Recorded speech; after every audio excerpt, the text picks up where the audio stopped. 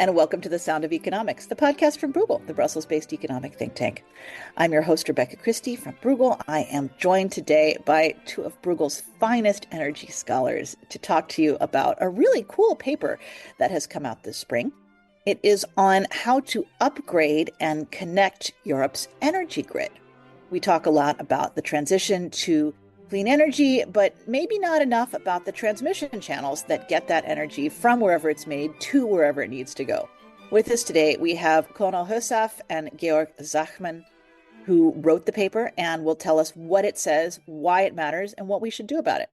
Conal, can you walk us through what's going on here? I certainly can, Rebecca.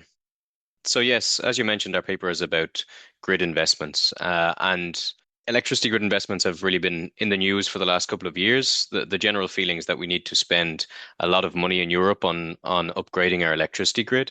And the sums floating around here are really substantial. I mean, it's on the order of tens, if not hundreds of billions of euro per year in Europe until 2030, and probably an increase after 2030 if we want to continue the energy transition all the way to a fully decarbonized electricity system.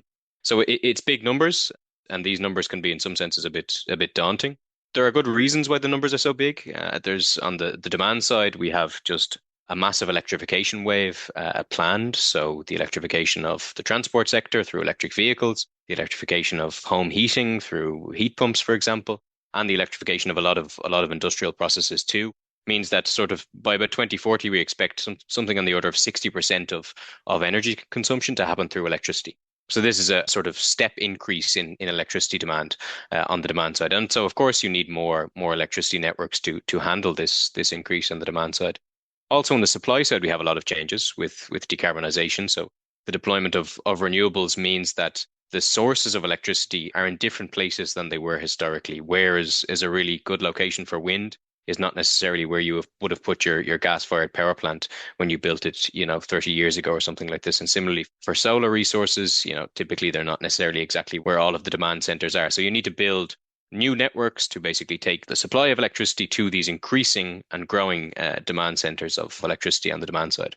And there's also an element of just upgrading the grids that we already have. Even if we didn't have these changes on the supply and demand of electricity, we would still need to just upgrade, refurbish, and do maintenance on the existing network. So these are the targets. Although there's one final caveat that I would make on this introduction is that these sort of 100 billion euro a year is not necessarily a target for the amount that we need to spend. It's not if we spend 50 billion euro a year and we make the network that we need, that's not a failure. That's a success, right? We want to sort of, in some sense, make efficient investments here, not just make investments to reach a certain number. So the 50 billion or 100 billion ideally is for the entire EU. Can you walk us through just a little bit the geography of this? Are we talking everywhere from Lisbon to Tallinn, or are there specific areas where you see a particular need for improvements? It does vary a lot by country. I mean, it's important to even disaggregate the type of network investments that we talk about, and that gives a little bit of a flavor of how it changes by country. So there's the transmission grid, which is these high voltage cables, the sort of pylons that people see in the countryside that carry electricity from the supply to the demand.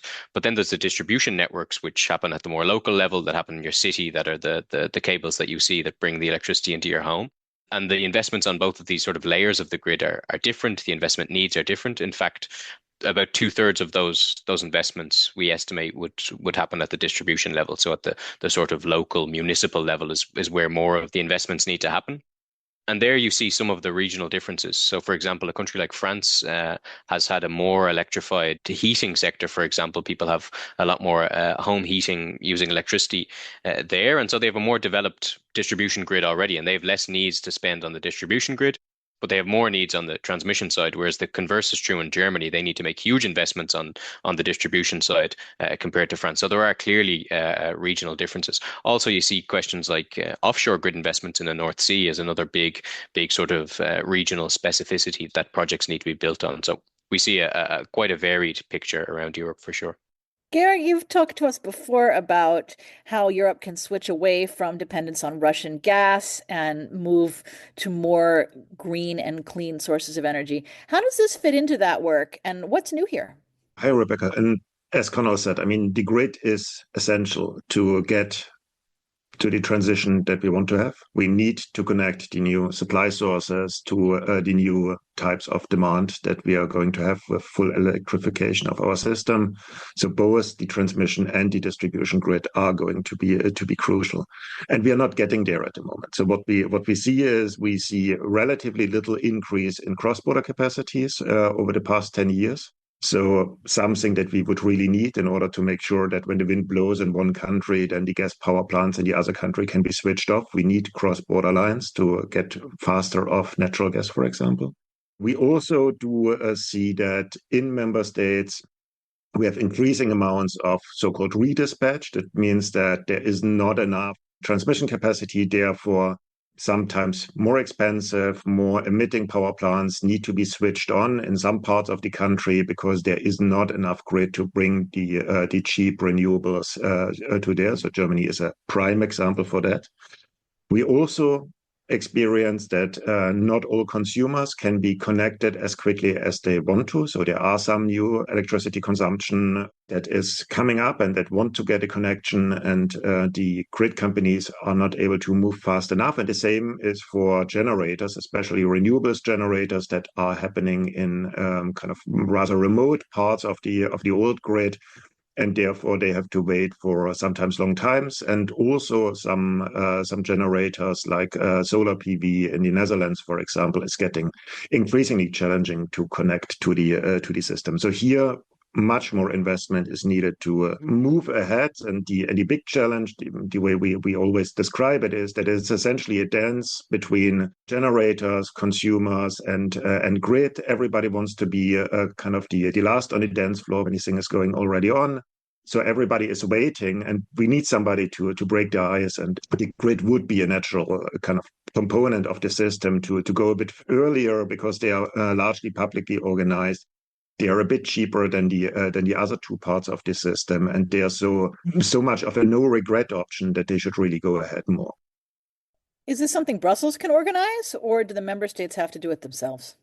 Brussels is crucial for especially the transmission system build out. For the distribution system, more of the regulatory work and hard work needs to be done by the member states, but especially for the transmission side, it's in Brussels. We see a number of elements that are important and that need to be unlocked. So the first one is in terms of planning. We currently have a system where we plan our grids essentially bottom up. So the companies that own the grid in the end, they are telling their regulators what they want to build, and they want to build those things where they have relatively little risk, where they get a good rate of return. And the unfortunate situation is that in the current regulatory system, that does not necessarily mean that they propose the most efficient grid to the regulator, but the one where they earn the most money. And just one example from Germany, there was a new study recently that said that the transmission system that has been planned and proposed now by the transmission system operators is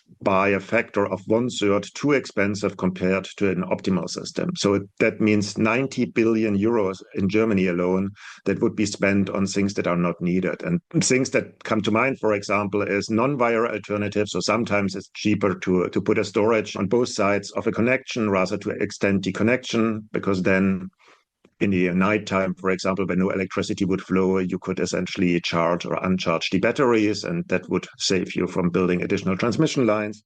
Other elements are that if you more optimally organize the way in which the grid is being operated, for example, giving more locational signals, then you might need significantly less grid, which is going to be politically difficult, as we know from the coalition treaty negotiated just recently. That's a great example for Germany. How would this work if the EU were to put up some funding for the countries that are islands that maybe don't have the same land-to-land borders that we see between Germany and France, for example? So the EU already does provide some funding for these cross-border projects. The main funding instrument is through this Connecting Europe facility, specifically the one for energy. And here the EU typically provides some grants to these cross-border infrastructures to kind of help them get over the line. So there's some cost sharing between the two connected countries, and the EU then provides some of the funding. But the existing numbers compared to the investment needs are quite small. So you're looking at most sort of €1 billion per year from the EU spent on these projects generally. NSOE, the network of these national network operators, one of the organizations based in Brussels, estimates that the cross-border investment needs could be something like 13 billion euro a year by 2050. So you're looking at less than 10% of the sort of investment needs coming from EU level currently. And that's a bit of a problem. Another issue is that these cross-border projects can be politically challenging to develop. So the sort of classic example is that you have a country with low electricity prices and a country with high electricity prices, and then you build a connection between them, and the low price country starts exporting electricity to the higher price country. And prices go up, of course, in the lower price country, and they come down in the higher price country. So overall, welfare is increased, and in principle, everybody should be better off. But those consumers in the lower price country aren't happy. And this sort of distributional challenge that comes with these cross-border projects is a real issue. And here, perhaps EU funding could be used to, in some sense, compensate the losers or the consumers that pay more in these contexts. Currently, the funding is just specifically limited for the actual costs of the infrastructure itself, not for some of these distributional effects that you see with these cross-border projects. And it's become such a challenge that some projects have in fact been cancelled because of these distributional issues. So it's something that we can see in the real world holding back some important projects. Is this like what we've seen between France and Spain, where you have big differentials in how energy is generated and how much it costs? France and Spain is one example of cross-border infrastructure that's taken a long time to build because of these sort of dynamics of low prices and high prices in different countries. Another example is between Sweden and Germany. There was to be an interconnector. Sweden has quite low priced electricity. They have a lot of hydropower. Germany has higher priced electricity, and this would have benefited German consumers, but Swedish consumers would have had to pay more. And on this basis, the project was cancelled. So these, as I said, are real problems, and perhaps one of the biggest bottleneck for sort of a more Europeanized, more integrated electricity grid. Interesting. In the next part of our podcast, I'd like to start out with just a few basic definitions to remind people what we're talking about, and then really dig into the details of your proposals. I understand you have 3 main proposals. Just to set the stage a little bit, can we be really clear about when we say grid, what do we mean? And when we say operator, are we talking monopoly? Are there a series of companies? Are they public-private? People sometimes don't really know, is their utility the government or not? And then sort of what's the role of EU-wide and national and local funding? If you could maybe just give us a few markers there to orient ourselves. Sure. Let me take a first pass at sort of giving a definition of this very complex sort of piece of engineering and, yes, wires and cables layered all across Europe in a very complex way. So what we mean by grid is the cables that connect supply and demand in Europe. And as I mentioned at the beginning, there are sort of 2 layers here. There's the transmission and the distribution grid, but there's also cross-border interconnections between different countries. This is between the transmission grids of neighboring countries. And there's also the offshore grids that link offshore wind to countries' national systems. So this is really what we mean by the grid, just these cables. And then on the sort of ownership structure or kind of how these pieces of infrastructure are owned and operated, at the transmission level, there are what's called transmission system operators, so TSOs for short. There are about 30 of those in Europe, usually 1 per country, although there are some exemptions to that. Germany has 4. And they are responsible for operating the transmission grids, doing maintenance on the grids, planning investments. They submit investment plans to their national regulators. They get regulatory approval for those plans. They go and make the investments, and then they recover the costs from final consumers through network tariffs. At the distribution layer, the picture is even more complex. So there are thousands of different distribution system operators, or DSOs for short, around Europe. Some are at the sort of level of a local municipality, so running a one town or one city's local grid, whereas others are at the level of a country, an entirely national DSO. So there's a huge amount of variation there, and also in the ownership structure. Several of them are owned entirely publicly, while a lot of them are operated privately. So there's a big sort of variability in how this sector is run and operated. It's really interesting.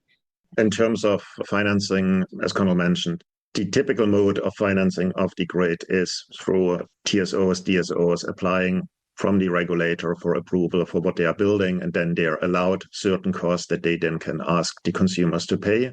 But if they want to invest, then both of them have a chance to ask the EIB, to ask the national development banks for some financing possibilities. Sometimes they can ask the national budgets or EU funds for some opportunities here.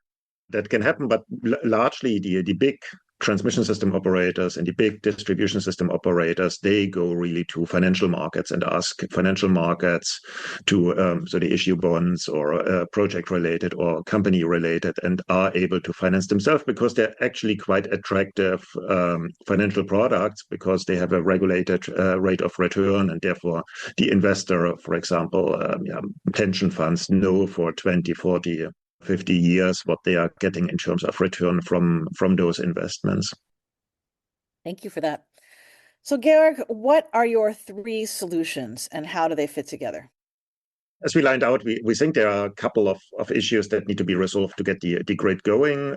One element is that we think we don't have the right tools to incentivize the distribution and the transmission system operators to build the right grid. And here we believe that more planning and more discussion is needed also on a rather top-down level, so that we believe there should be some form of European network planning that looks top-down on what would be an ideal or a rather efficient European system based on what we currently have and what we want to achieve, and then use this as a reference for all the plans that the TSOs are later proposing to their regulators. So then the regulators would have a chance to compare what they are getting proposed from the network operators, compare that to something that is in the public sphere and is seen as a relatively efficient scenario. That should help a lot to guide them towards a system that is more in line with the common interest.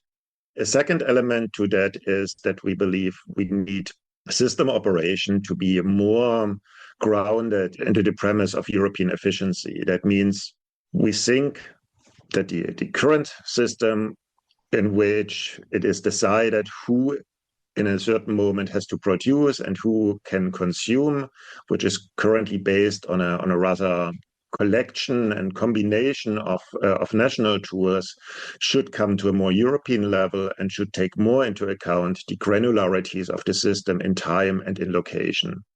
That sounds a bit opaque, but the idea in general is that if the wind is blowing somewhere and if this electricity can relatively freely flow to a consumer, then it should be as much as possible to get these renewables and maybe the nuclear power before the first gas-fired power plants that are expensive need to be switched on. And that should be completely irrespective of borders. So the current system is somewhat having national order books for the market that are then combined in a very complicated way that ignores some of the physical constraints and is not very efficient. And the ideal solution to that would be to have a sort of a joint optimization of everybody provides its own supply curves, its own demand curves, and a big machine then throws it all together and optimizes the system together, which would be significantly more efficient, but also more transparent. So people would understand what prices in the future in a certain location would be, and because it's then kind of rooted in physical reality and not anymore in some very complicated European mechanism. I mean, might push then the funds question to Conor to explain a bit. Sure. So I mentioned previously that there are existing EU funding here, and one of our proposals is quite straightforwardly to expand this funding, of course. If possible, I mean, as I mentioned, the numbers available are quite short of the investment needs here, but not only to expand this funding, but to also better target it, to ensure that this EU money is spent on the most welfare-enhancing cross-border projects in Europe. And here, Georg's previous recommendation about, better system planning, better identification of what these exact projects is, or how the system currently operates and what projects can lead to better system operation. This sort of information, this framework would allow for European funding to be better identified. And further, European funding could go a step beyond just paying for the costs of the actual cable, but for compensating some of those consumers that pay more because they're more interconnected with high-priced countries.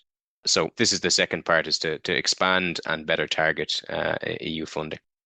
So on top of the issue that Conor described, that certain cross-border lines do not go ahead because of distributional effects in the countries. There's also the challenge that some member states are afraid that cross-border lines are intruding into their sovereignty of choosing their fuel mix. So the worry that these member states are seeing is that if there is so much transmission grid available, that then prices in their countries are not controlled anymore by domestic supply and demand decisions, but partly by what neighboring countries are installing in terms of generation.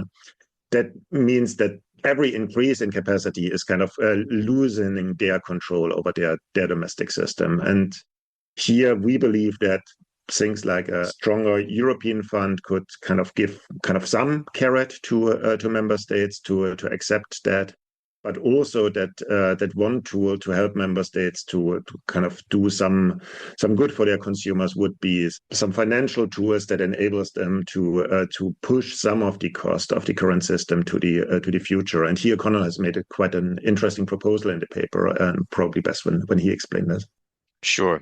The problem statement here is that we have this big investment wave on the supply and transport side of electricity, as we've discussed, certainly tens of billions of euro per year at a European level for the next 20 years. And these costs have to be recovered from consumers somehow. The problem is that consumers are already paying high costs for electricity and for energy, both industrial consumers and household consumers. Adding to their costs is going to have a competitiveness and cost of living sort of challenge. But B, that we want these consumers to make investments in electrification solutions. So you're both asking consumers to pay for the supply and network infrastructure while asking them to make their own investments in heat pumps and EVs and so on. And this is a bit of a sort of synchronization problem in the energy transition, if you want to think about it that way.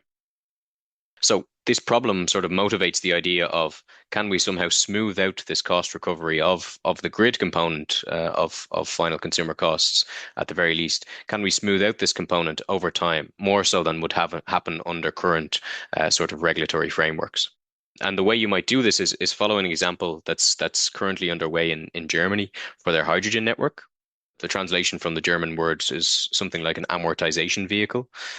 So the idea would be is that you would set up some sort of state fund, the ownership of that fund or who manages it, to be decided, but you would have some state managed fund that would be topped up with public money and would pay back the system operator, the people making the network investments would pay them back in the normal time, or maybe even in a more accelerated time frame, so that they could get the returns quicker, and maybe they might have less risky returns in that case, and it might drive down the costs. But the state fund sort of acts as a buffer between that payment to the operator and the recovery of costs from consumers through their tariffs.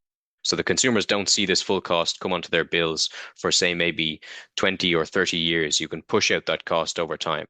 The benefit there is, in theory, consumer prices should be lower in say 2040 anyway. So there's more scope for adding these costs to their bills. But also there'll be a broader base of electricity demand. Electricity demand will just be higher in 2040 than it is now. And so the per unit costs of these grid investments will be lower. So you'll have a sort of broader shoulders on which to place the burden of this cost. So this is the idea of this sort of amortization vehicle, is to spread out these costs over time. Of course, it's not a perfect solution. It doesn't get you out of the problem of having to make efficient investments. One of the other important elements is that you would need some European harmonization of the rules around these vehicles. Because, of course, if you allow sort of just public money to go straight into sort of reducing final consumer prices, there's a risk of sort of state aid concerns here, for example, or sort of unfair market practices. So you would need quite strong European harmonization of the rules here. Interesting. And for listeners, when we say tariffs, we just mean the fees that you pay to get your power. We're not talking about any sort of surcharge or anything like that. Given the current global environment, I thought that was worth clarifying. A very important distinction in the current context, yes. When it comes to this money, is there any room for, say, private sector investment alongside this public investment? Do you need incentives or regulation there? And what about multilateral development banks or the EIB, the European Investment Bank? Is there space for them to help with this financing, or are you really focusing on one aspect of public funding for these improvements? As I said before, most of the investment will most likely come from TSOs based on financing from private markets. So because And remind us, what is a TSO again? I know you said it, but I need the reminder already. it's the transmission system operator, and so essentially from the system operators. So most of the investment will have to come from system operators. Those system operators will be able to collect most of the money from private capital because they are very good creditors. And the nice thing about Connor's proposal is essentially that by kind of buffering a bit the cost to consumers, the possibility for the system operators to collect the cost early that they are incurring increases. That means they have shorter amortization times, which means that most likely their capital cost will also go down, which is a benefit for the consumers on top. The European Investment Bank and other public development banks might contribute on specific projects, might contribute also some financing, but it's unlikely that they will come in and shoulder the 100 billions that Connell mentioned at the beginning. So that is typically not their job, and it's not really necessary because the system operators are such good creditors. And when the system operators go to the market for this financing, does it count as sustainable finance projects or transition financing, which is sort of a grayer area? Does it qualify for any of these special interest buckets, if you will? My understanding is that several of the system operators try to make sure that they fall into these buckets with the products they are offering. So I think there have been a number of green bonds being issued by system operators during the past years, and they have actually said that they are quite happy with this because it indeed lowered somewhat the borrowing cost for them. Super interesting. For the last section of our podcast, I'd like to talk about the political challenges to getting this done. You've mentioned that there are some people with worries that their current sovereignty might fall by the wayside or their particular rates might come up. It seems like there are a lot of trust issues here. So who breaks the logjam, or does everyone really need to move at once, like you were saying? Does everyone have to come to the dance at the same time to avoid these types of challenges? You ask a super pertinent question, and putting it on an even higher level, the one question is that something for the energy ministers to discuss, or is that something for the heads of state and government to discuss? Because the questions around energy sovereignty have been very contested. There's always been reference to the treaty that kind of puts energy kind of security at least strongly into the hands of the member states. My argument would be that the treaty is pretty consistent with allowing a European electricity system to emerge, with member states ceding some kind of fair weather sovereignty over the system to a more centralized organization, while maintaining kind of the bad weather sovereignty over the system in case something goes wrong. So I think one can design a mechanism in which kind of reserve capacities in member states can be organized by member states themselves to make sure that in a crisis situation of existential nature, they have the political sovereignty to make sure that their consumers are still getting their supplies, while in all the good times, and that will hopefully always be the case, the European system delivers a more efficient market and a more efficient system that makes everybody better off by having competitive supplies of energy coming from whatever region it is being produced at, because the wind is blowing here or the sun is shining there, and demand reduction might happen in another place. So to make sure that we get the best system, we would need a certain degree of additional centralization that we currently don't have. And going this additional step, I would really hope that the time is now. Connell, do you see any particular political advances that could pave the way for this, or is it simply a matter of freeing up the money because the budget ministers also have to be involved? I think more of this is about the political than the financial side of really pushing to this European level.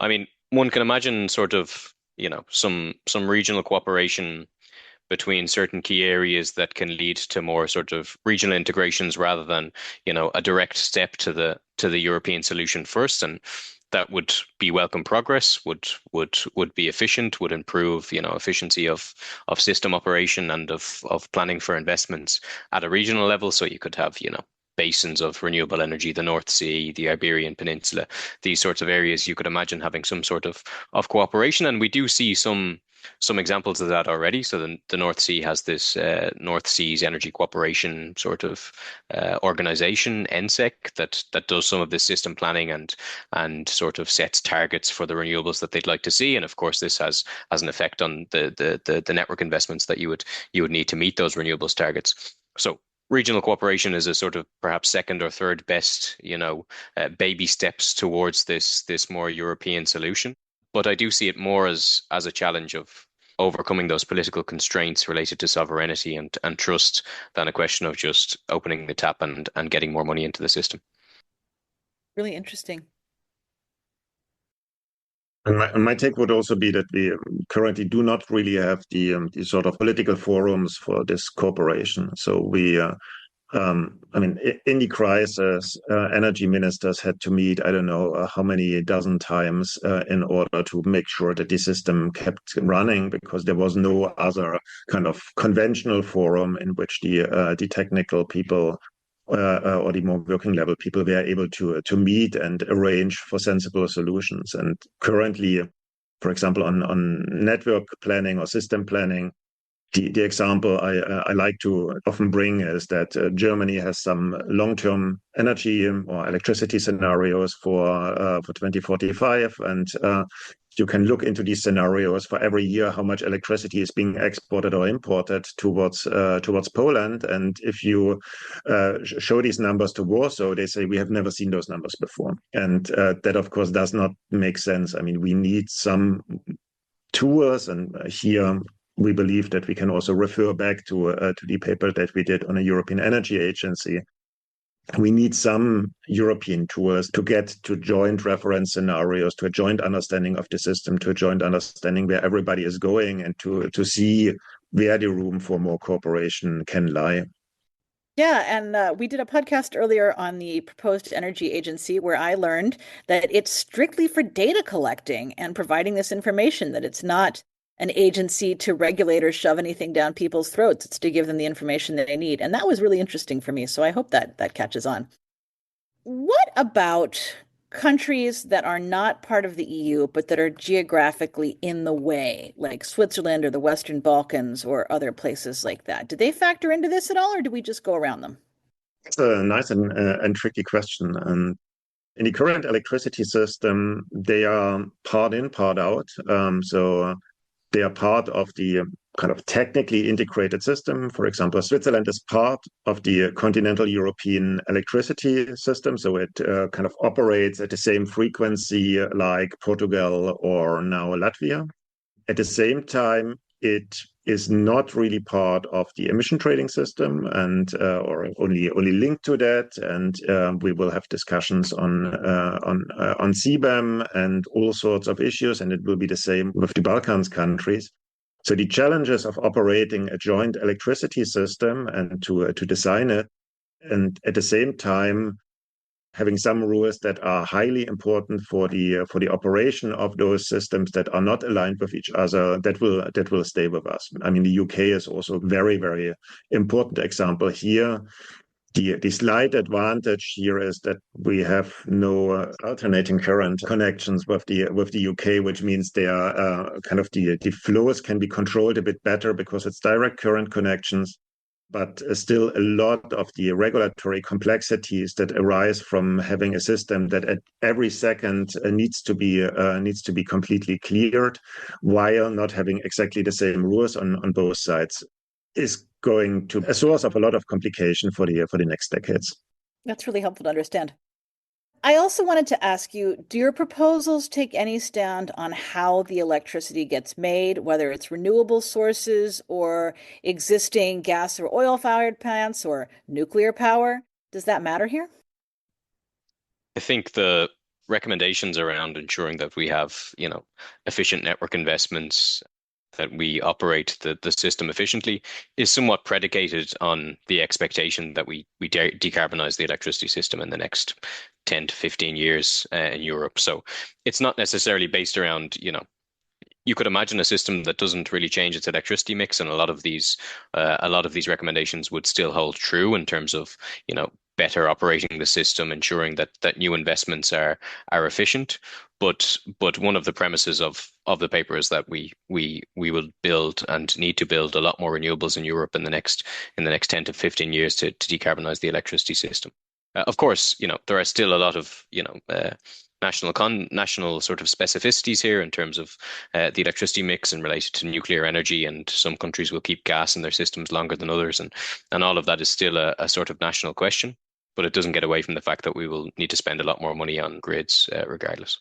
Thank you so much, both of you, for walking us through your proposals today and also walking us through how to understand what happens when you need to turn the lights on. This is something that we all do all day, every day, and we don't really have a sense of where these wires in our buildings connect to the wires in the ground or going across the country or under an ocean or body of water.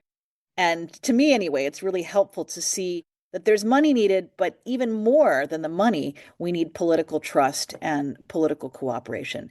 Is there any one misunderstanding you'd like to clear up that you run across, or one concept you would like people to take away to say, oh, I really learned something today? What would you like listeners to leave this podcast with? I think mine would be the point that I made at the beginning, that the investment needs are not investment targets per se. They're estimations of the level of investment that we would need to improve the grid to have it ready for a decarbonized electricity system in 2035 or 2040. But if we can do this more efficiently, and we should aim to do this more efficiently, then we will be bringing these investment needs down, and that's a good thing. So I think the thinking shouldn't be how can we get all money up to a certain target level. It can be how can we deliver the grid that we need in the most efficient way. Thank you. Georg? Yeah, so my plaidoyer would be essentially again, to the point that a European system will be substantially more efficient, will be the key way to ensure energy competitiveness in the European Union. So if we are able to get an efficiently operated European electricity system, which needs to be underpinned by a strong common grid and a well-coordinated operation of this grid, we will be competitive in terms of energy in the 21st century, which is crucial in these times. Thank you so much.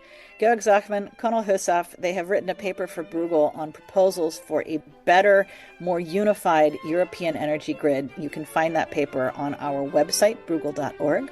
I'm your host, Rebecca Christie. Thank you for joining us in The Sound of Economics. We hope we'll see you next time.